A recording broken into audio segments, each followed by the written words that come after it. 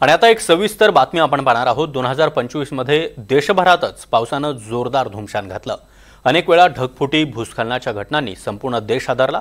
जगात देखील अनेक ठिकाणी मुसळधार पावसाचं थैमान पाहायला मिळालं। मात्र आता वातावरण काहीसं बदलतंय। हंगामातली पहिली बर्फवृष्टी देखील झाली आहे। जम्मू काश्मीर, हिमाचल प्रदेश, उत्तराखंड या राज्यांमध्ये पर्वतीय प्रदेशात बर्फवृष्टीला सुरुवात झाली आहे। तिकडे उत्तराखंडमधल्या केदारनाथ, बद्रीनाथ इथं देखील थंडीनं चाहूल दिली आहे। तिथं तापमान आता 5 अंशांपर्यंत खाली आलंय। याच थंडीचा प्रवास पुढे अनेक देशांमध्ये आता खाली उतरताना पाहायला मिळतो। त्यामुळे यंदाचा हिवाळा कसा असेल याची झलकच पाहायला मिळते। पावसाळ्यानं जसा ऊत आणला तसा हिवाळा देखील देशाची डोकेदुखी ठरणार असे अंदाज बांधले जात आहेत। अलीकडेच हिमालयामध्ये म्हणजे माउंट एव्हरेस्टवर हिमवादळ येऊन धडकलं। त्यामुळे यंदा हिवाळ्यामध्ये आपल्या देशावर किती परिणाम होईल पाहूयात त्या संदर्भातला खास रिपोर्ट।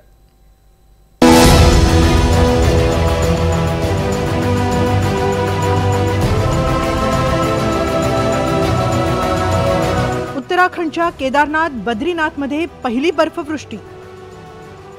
ऑक्टोबरमध्येच डिसेंबरसारखी थंडी। यंदाचा हिवाळा कडक जाणार। यंदा मान्सूननं देशात वेळेआधीच प्रवेश करत नुसता धुमाकूळ घातला। उत्तराखंड, हिमाचल प्रदेश, पंजाब, राजस्थान, मध्य प्रदेश, महाराष्ट्र, पश्चिम बंगाल या राज्यांमध्ये तर मुसळधार पावसानं न भूतो न भविष्यती असा पूर आणला। हिमाचलमध्ये सतत ढगफुटी झाली। महाराष्ट्रात तर दुष्काळी मराठवाड्यातच सर्वाधिक पाऊस पडला। परतीच्या पावसानंही देशात जिथे तिथे धुमशान घातलं।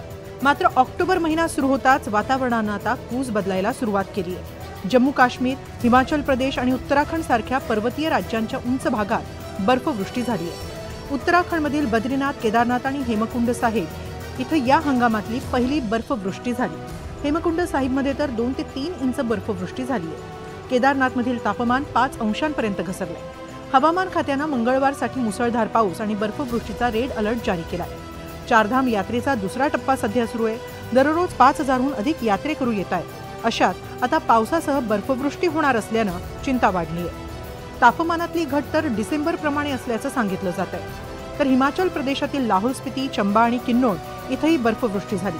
पुढील 2 दिवस या डोंगराळ प्रदेशात एकाच वेळी पाऊस आणि बर्फवृष्टी सुरू राहण्याची शक्यता हवामान विभागानं वर्तवली आहे। दुसरीकडे पंजाब आणि हरियाणामध्ये मुसळधार पावसाचा ऑरेंज अलर्ट जारी करण्यात आलाय।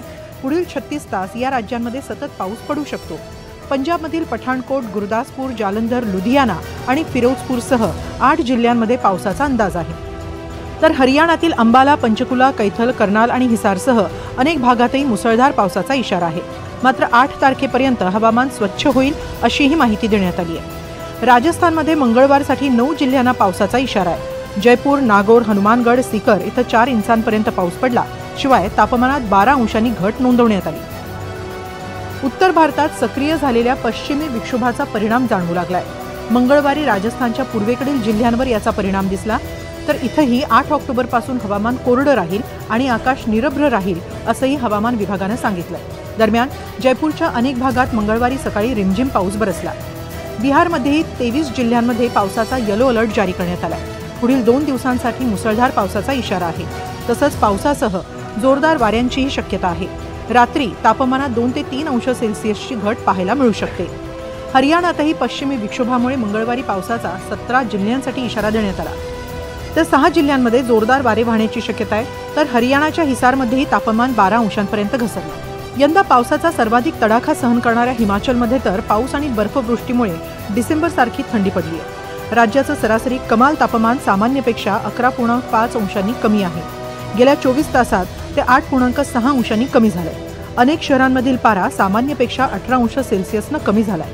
चंबाचं तापमान सामान्यपेक्षा 17.8 अंशांनी कमी झाल्यानंतर 14.7 अंश सेल्सिअसवर घसरलंय। यावर्षीचा मान्सूनचा पाऊस आपण पाहिला जो बऱ्यापैकी जास्त झालेला आहे। पर्टिक्युलरली महाराष्ट्रामध्ये तरी यावर्षी मान्सूनचा जो पाऊस आहे तो खूप जास्त झाला आणि त्याच्यामुळे हाहाकार उडाला। तसंच पिकांना पण खूप प्रॉब्लेम झाले।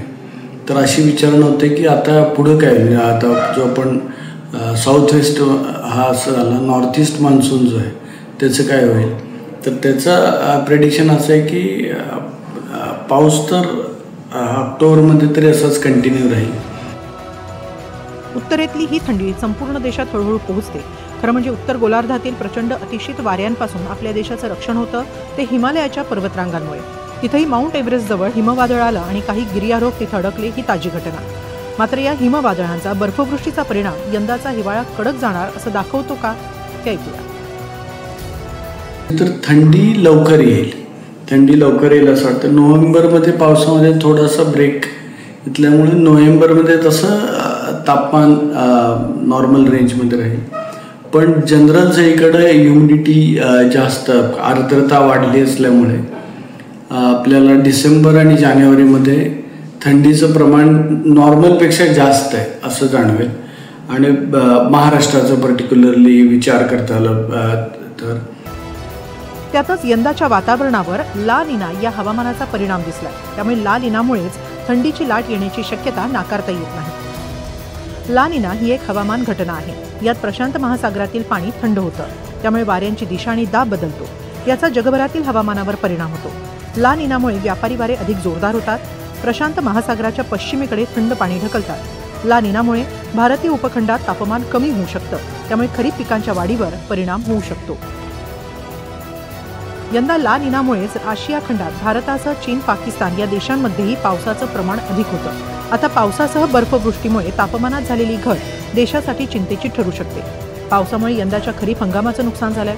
आता हिवाळ्यात तापमानात अति घट झाल्यास रब्बी हंगामावर याचा परिणाम होणार का हे पाहावं लागेल. Bureau report, NDTV Marathi.